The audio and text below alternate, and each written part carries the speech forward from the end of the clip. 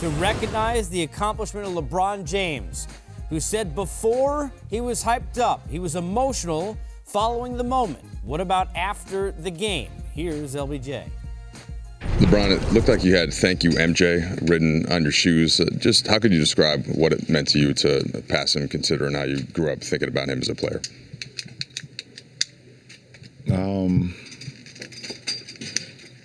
I don't know, man. A lot of stuff that I've done in my career, this ranks right up there at the top. We're winning a championship.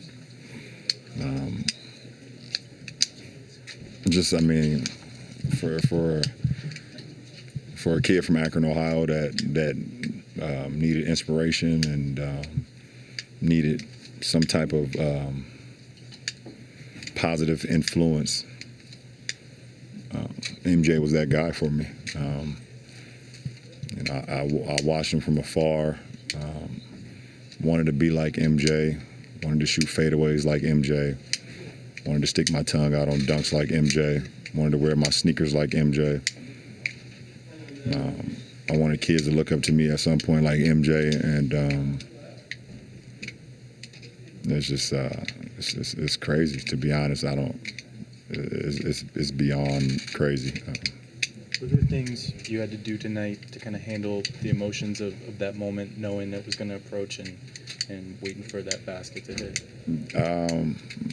Obviously, I didn't handle my emotions very well in the beginning. I started 0 for 4 from the free throw line. You know, that ball was flying off my hand, and it was just, I didn't know how it was going to happen. I figured I can go out there and get 13 points at some point, but I didn't know how it was going to happen. A couple teammates asked me if I had 12 points or whatever the case may be, or 11 points, how would I like it to be? I said either a fadeaway in the post or off 2 feet, lean in, tongue out, dunk on the break. It's crazy. LeBron, Luke just calls you a pass-first player in some ways. You always say you're a basketball player. Is there something about the scoring list, though, and Jordan on that hits it in a certain way? No, it hits it in a certain way because I am a pass-first guy. I've always been a pass-first guy. I've always, since I started playing the game of basketball and was taught by my little league coach and father figure, Frank Walker, he always said it's you get a lot more thrill out of seeing your teammates succeed. And that's how I was taught. I was taught to play the game the right way, get my guys involved, get my teammates involved. When I was first started playing basketball, we had kids that was much smaller than me that couldn't get shots for themselves. So, I would literally, had to get them shots. We had one kid on our team that literally couldn't dribble. So I would get a rebound and actually roll the ball to him all the way up into the hole, and he would just pick it up off the ground and lay it in. And I got a kick out of that. So that's why it's so crazy to me right now that, that's why it's so crazy to me just seeing, where I'm at in the scoring of all-time greats in this game of basketball, because I've never been about scoring. LeBron, there was a moment when in the timeout you spent quite a bit of time to yourself and covered your face with a towel. What was that moment like for you? And if you hadn't been covering your face, what would we have seen on it? It was very emotional. Very emotional. A lot of things that was going on inside me at that point in time.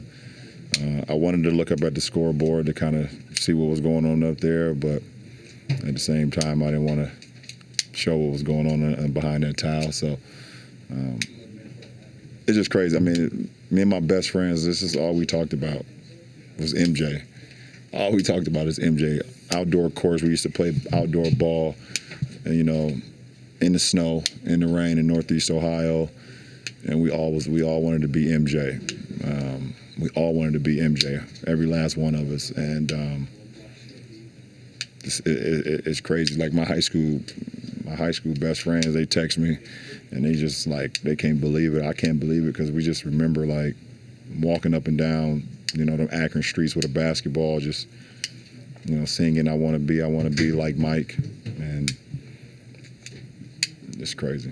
What season back then you wore 23 for the first time? Do you remember what season in your youth you wore 23 for the first time? Like what grade? Or? I think the first time I wore 23 was my first time playing AAU ball. and what that was happened to be 5th grade, I believe. And I just had started in 4th grade. I had just played 1 year before that. But I've always, it's crazy, I've always wanted to wear, 2-3. My first year in high school, we didn't have new uniforms, and as a freshman, you kind of just got to figure it out. And what's crazy, I wore 32, and 32 was like my second favorite number because of Magic. And then I was able to move on. We got new uniforms my sophomore year, and I was able to get 23 for the rest of my high school career. What was the last time something made you feel this emotional? I think the 30,000 was pretty cool too. Was that in San Antonio? Because I did it with Wade, and Wade was in Cleveland with me, and we had shared so many moments, and to know not many people have done that. That was pretty cool to share. He was, on the team as well. And we just did so much together. That was pretty cool. Obviously, you guys saw my emotions after winning the championship, and what was that? What year was that? 16. So you guys saw my emotions after that game. I don't know. What was it most about Jordan that when you guys were playing at the park? What stood out the most to him? What made him the guy for you? What made him the guy for everybody? He was everything. I mean, you name it, he was everything. Obviously we all saw how unbelievable he was on the floor, but his swag, the way he wore his shoes, the way he wore his shorts, with the tights hanging out, with the 2-3 on the tights, the way he wore his, his calf sleeve, he folded it down so you could see the red part on the other side, the way he wore his wristband on his elbow with the 2-3. Everything. I mean, you used to see cars he used to pull up in at the old stadium in Chicago. Obviously, the Gatorade commercials, the McDonald's commercials. I used to watch a cartoon. I think it was called The All-Stars. It was Michael Jordan, Wayne Gretzky, Bo Jackson, and maybe one other guy. You guys remember that? You guys are older than me, right? You guys remember that? The All-Stars? They was like superheroes. And it was animated. It was animated, and they had like little action figures. They came out with action figures and all type of stuff. I mean, just listen, man. I always tell you guys, like, when you're an inner city kid from Akron, Ohio, like myself and my guys growing up, you look for anything, any lightning in the bottle that can inspire you, because you just always put up against the numbers of failing. The percentages of guys like myself, single parent household, only child, underprivileged, making it out it's not high at all. And MJ had a lot to do with me making it out, along with my mother, along with the city itself, along with the Little League coaches I had. But Mike had no idea what he was doing for a kid that was growing up, 45 minutes flight away from Chicago when he was putting in that work. How did the context of kind of where this team is and where you guys were in that game, I think you were down 15 after the free throw, did that alter what that moment in the moment was for you? Absolutely. Absolutely. At the end of the day, we're still struggling, and I hate that for our franchise. I hate that for our fans. I hate that for myself. I think I give a lot of credit to Alex and Mo and J3. Them coming in, having played all year, and basically giving us an opportunity to kind of win that game. And it was special to see those guys play the way they played and showcase their talent, especially on national television.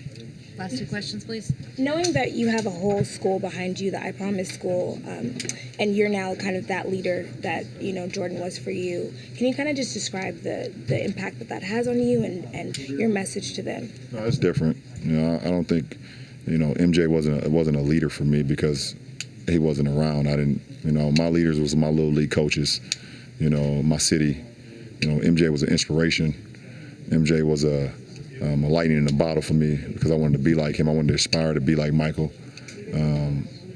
But it's hard to be a leader when you're not around. It's like saying, is my father a leader? He wasn't. My mother is a leader. So, you know, it's two different things in that sense. But for me to be able to have a school and for me to see my kids when I can, like I did earlier this season, but to be able to check in with them through phone calls and check in with them through videos and to see what they're doing every day, it means a lot for me to be able to be an inspiration.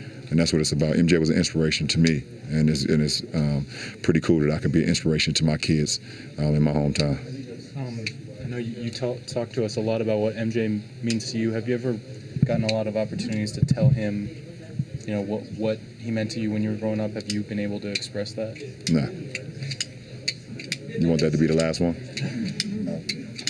If you and MJ were talking right now, what would that conversation be like? I don't know. He'd probably get a lot of the words that I just gave y'all. You know, like I said, the first time I met him, I was 15 years old. I went up to Chicago, and they used to play summer basketball, and I went up there, and you could probably go to one of my old interviews, and I was, you know, much younger, and I said it was like meeting Jesus. You know, that was my depiction of what Jesus would be like, you know, when I met MJ, because I just never thought I would be able to meet him. I never thought that I would see him. You know, you always seen him on TV or on Sports Illustrated or Sports Illustrated for Kids or basketball cards, if you were lucky. If you were lucky to get a pack with MJ in it. You know, see him on Wheatie boxes, and you know, I would always see his posters when I would go. Me and my friends would walk in the mall. We would see the shoe stores, and obviously I wasn't able to afford Jordans at that point in time in my life, but I would just always love what he was about, and then watch him on TV. So I would give him a lot of the conversation that I'm giving you guys. Sorry, I'm clicking this thing a lot, but it's keeping me calm. It's just, you guys have no idea, man. And I'm trying to give it to you guys, but you guys have no idea what MJ did for me and my friends growing up.